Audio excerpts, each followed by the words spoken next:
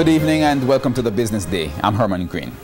Farmers are demanding that the government establish a national land use policy. They say the battle to keep their lands has become more challenging as more properties are being given to housing developers. TVJ's Andrew Laidley has the details. The farmers want their lands to stay in agriculture, but they say the government is giving the best acreage to housing developers. Now they're calling for a specific policy to dictate how the government uses arable lands.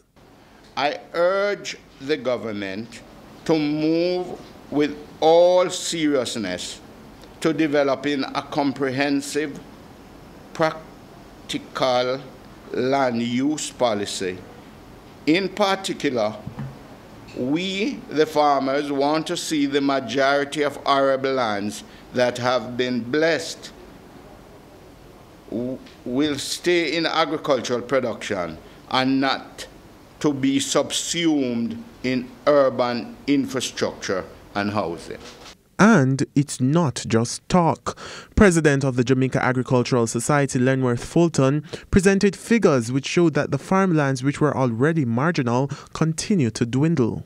They are only 27% of this total island, 27% of arable land. The other 63% of our lands are not suitable for agriculture, but could be suitable for other things. So our housing is really consuming that part of that 27%. I'm doing a study. I'll tell you at some later date what of the 27% is left.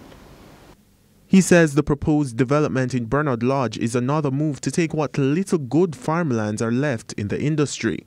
Surveying the challenges, he noted two other instances where farmlands are currently under threat. There is a development plan right now to put housing in Thetford, another property.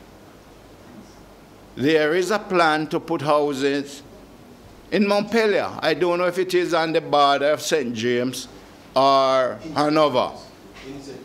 It is in St. James.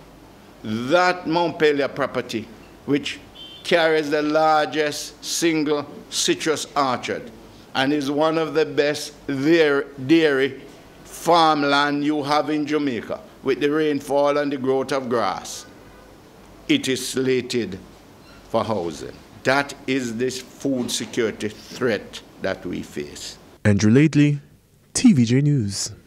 Currency trading ended today with the US dollar selling for $128.19. The Canadian dollar now costs $99.47. The pound sterling is going for $165.36, while the euro now sells for $142.79.